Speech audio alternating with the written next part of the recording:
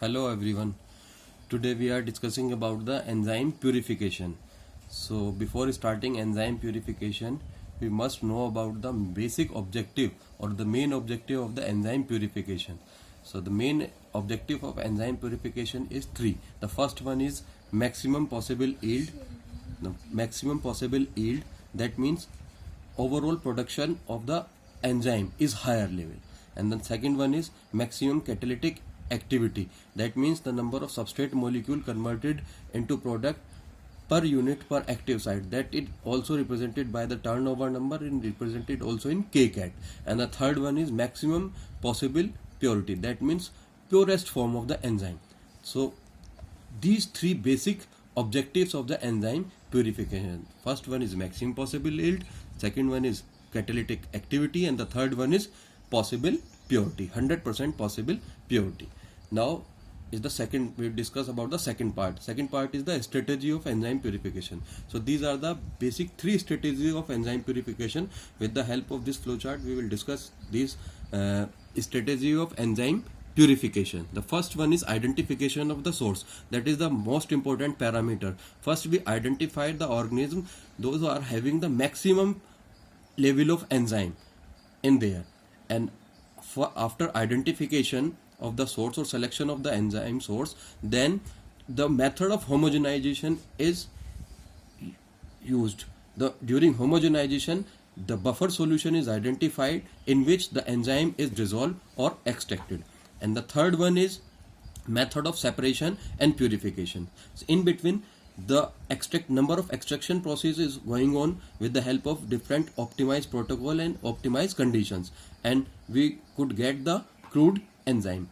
In this crude enzyme, the maximum amount of our desirable enzyme is there, but some impurities are also there. So for the removal of the impurities, now we will discuss about the some purification technique or purification methods. That's after purification methods, we get the 100% purified form of our desirable enzymes.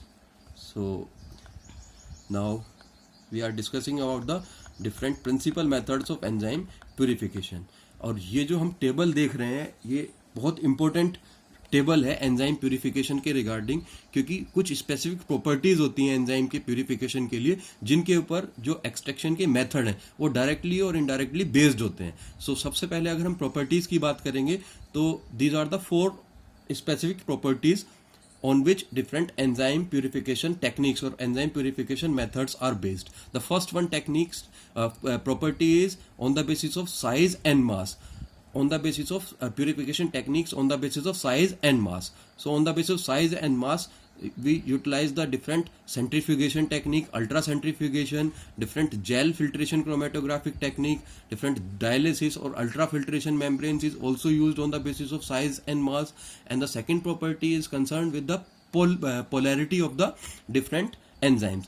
In polarity is divided into the two parts. The first one is the charge and second one is the hydrophobic characters. So charge is concerned, on the basis of charge, different chromatographic and electrophoresis techniques are used. And if we specify the chromatographic technique, is one is the ion exchange chromatography is based on the charge, and electrophoresis is based on the charge. In electrophoresis specifically, different gel electrophoresis is used, and isoelectric focusing, in which the different pH gradient are stabilized for the separation or for the purification of the enzymes. And hydrophobic character based is only one hydrophobic chromatographic techniques is used, in which different hydrophobic interactions are there. On the basis of hydrophobic interactions, the desired enzyme get attached to the specifically solid surface, and undesirable proteins are simply washed out through the column.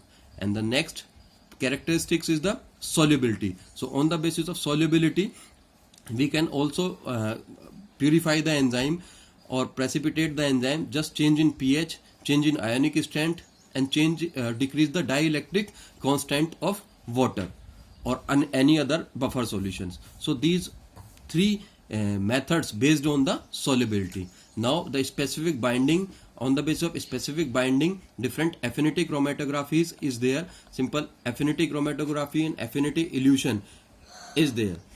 And also immunoabsorption का जो example है, अगर हम उसकी बात करें तो antigen antibody का जो इंटरेक्शन होता है, that is also example of the structural feature और example of the specific type of bonding. So ये टेबल जो है, ये 4 और 5 पैरामीटर्स जो हैं, जो अभी हमने डिस्कस कर रहे हैं, उनके ऊपर ही पूरी की पूरी जो प्यूरिफिकेशन मेथड्स हैं वो बेस्ड हैं. First one is the size and mass के बेसिस पे जो सेंट्रीफ्यूगेशन है, जेल फिल्ट्रेशन है, डायलिसिस है. पोलैरिटी के बेसिस पे हम आयन एक्सचेंज की बात करेंगे, चार्ज में स्पेसिफिकली क्रोमेटोफोकसिंग की बात करेंगे, इलेक्ट्रोफोरेसिस की बात करेंगे. अब इसमें से क्या करना है स्टूडेंट्स, आपको कोई भी एक technique on the basis of property आपको स्पेसिफिकली लर्न करनी है एग्जामिनेशन पॉइंट ऑफ व्यू से. यहाँ अब नेक्स्ट पोर्शन में हमने each and every technique discuss करी है, बट आप लोग क्या कीजिएगा, स्पेसिफिकली प्रॉपर्टी के बेसिस पे 1 और 2 टेक्निक्स लर्न कर लीजिएगा, जो मोस्ट सिंप्लीफाइड फॉर्म में हमने आगे एक्सप्लेन की हुई हैं. तो first of all we will discuss about the method based on the size and mass. So size and mass के बेसिस पे जो फर्स्ट सेपरेशन टेक्निक है, दैट इज सेंट्रीफ्यूगेशन और अल्ट्रा सेंट्रीफ्यूगेशन. जो अल्ट्रा सेंट्रीफ्यूगेशन टेक्निक है is basically depends upon the centrifugal force, और density gradient based separation technique है जो simple fractional, it is also called as fractional method, और different molecular wait के basis पे और डिफरेंट साइज और कंपाउंड के बेसिस पे सेपरेट करती है. जैसा कि अभी मैंने बताया कि इसकी जो बेसिक फोर्स, सेंट्रीफ्यूगल फोर्स जो बेसिकली डिपेंड होती है, वो centrifugation technique basically centrifugal force के बेस पे डिपेंड होती है. तो उसके लिए हम डिफरेंट फॉर्मूले की हेल्प से इसको एक्सप्लेन कर सकते हैं. F is equal to omega square R. Here F is the force, omega is the angular velocity, and R is the particles, R is the radius, that is particles away from the center. अगर हम एक centre की बात करें तो जैसे कोई particles move करता है, पार्टिकल सेंटर में वो पेरीफ्री की तरफ मूव करता है, तो जो पेरीफ्री का मूवमेंट है that is called as R. और omega is the angular velocity. Angular velocity को अगर हम बात करें तो 2 पाई R में भी इसको और 2 पाई n से भी एक्सप्लेन कर सकते हैं. जो 2 पाई n है, पाई हेयर जो है वो एंगल्स हो गए जब वो पार्टिकल्स मूव करता है सेंट्रीफ्यूगेशन में, तो कितने एंगल पर चेंज हो रहा है जब वो एक सर्कल में रोटेट कर रहा है. R is the radius. जो ये आपकी सेंट्रीफ्यूगेशन टेक्निक्स है, इसकी it is not the purification technique, जैसे हमने पहले ही बताया, it is the separation techniques, and it is the most disadvantage of this process.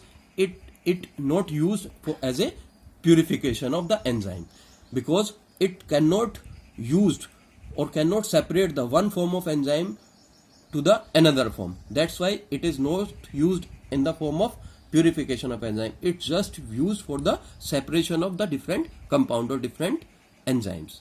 Now we are discussing about the second technique. Second technique is gel filtration chromatography. जो gel filtration chromatography है, जो it is one of the type of chromatographic techniques. और जो chromatographic techniques हैं, जो भी chromatographic techniques है, अगर हम ओवरऑल क्रोमेटोग्राफिक टेक्निक्स की बात करें तो वो बेसिकली 2 फेज सेपरेशन सिस्टम होता है. One phase is stationary phase, another phase is mobile phase. So इसके लिए हम जेल फिल्ट्रेशन क्रोमेटोग्राफी के लिए कॉलम प्रिपेयर करते हैं. कॉलम प्रिपेयर करने के लिए डिफरेंट हमें जेल की रिक्वायरमेंट होती है. तो मोस्ट वाइडली जो जेल यूज करते हैं हम इसमें, वो सेफारोज और सेफाडेक्स हैं, जो स्पेसिफिकली प्रेजेंट हैं, जो कमर्शियली भी अवेलेबल है मार्केट में, सेफारोज और सेफाडेक्स की फॉर्म में, और जीरो जेल और जीरो बीट की फॉर्म में. लेकिन इनके जो मेन कॉन्स्टिट्यूएंट है, जो सेफारोज है उसमें एगरोज प्रेजेंट होता है, इसके अलावा जो सेफाडेक्स है उसमें डेक्सट्रोज प्रेजेंट होता है, और डिफरेंट पॉलीएक्राइल अमाइड्स प्रेजेंट होते हैं जो सेफाएक्राइल है. देन इसकी डिफरेंट पैरामीटर्स के बारे में जर्नल डिस्कशन किया है, जो आप एक बार देख लेंगे.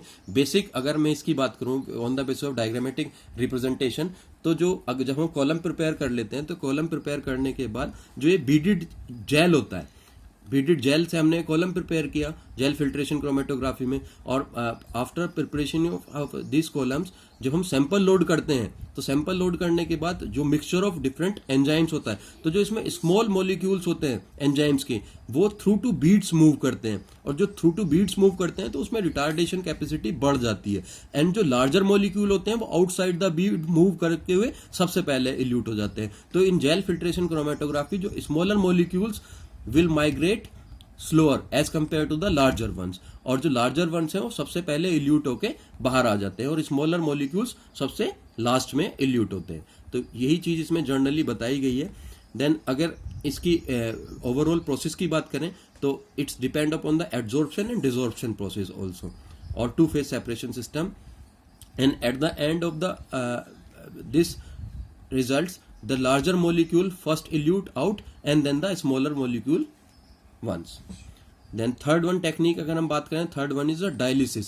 तो डायलिसिस हमने पहले भी डिस्कस कर रखी है काफी बार, लास्ट सेमेस्टर में भी आपने पढ़ी है। तो डायलिसिस बेसिकली एक सेपरेटिंग प्रोसेस है जो डिफरेंट रेट्स के बेसिस पर, डिफ्यूजन की जो अमाउंट है, डिफरेंस इन डिफ्यूजन रेट, उसके बेसिस पे सेपरेट करते हैं through to semi permeable membrane with the help of different dialysis tubes. और अगर इसकी हम बात करें तो it is a straightforward process and check the mobility of the और movement of the high molecular weight of compounds. जो high molecular weight of compound होते हैं उनको मोबिलिटी को स्टॉप करता है, जो लो मोलिकुलर वेट कंपाउंड्स होते हैं उनको इजीली डिफ्यूज आउट कर देता है। And that process is also called as the salting out.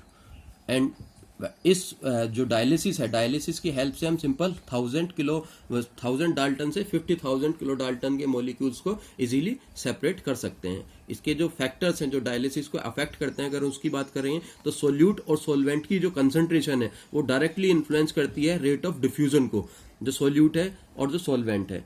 Then अगर सेकंड पैरामीटर्स की बात करें तो सेकंड पैरामीटर जो थिकनेस ऑफ द मेम्ब्रेन है वो डायरेक्टली, जो सेमी परमेबल आपने मेम्ब्रेन यूज करी उसकी कितनी थिकनेस है वो डायरेक्टली इन्फ्लुएंस करती है। And the last one is temperature.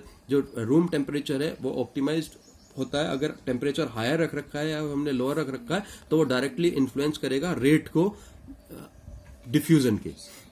Then applications की अगर हम बात करें तो एप्लीकेशंस के लिए डिफरेंट सॉल्ट्स के रिमूवल के लिए, रिएजेंट्स के रिमूवल के लिए, डाइज के रिमूवल के लिए हम डायलिसिस जो है उसको यूज करते हैं।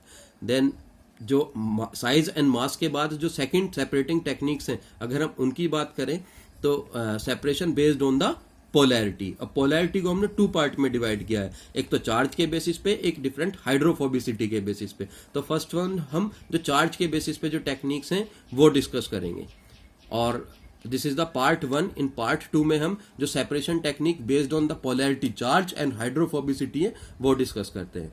Thank you dear.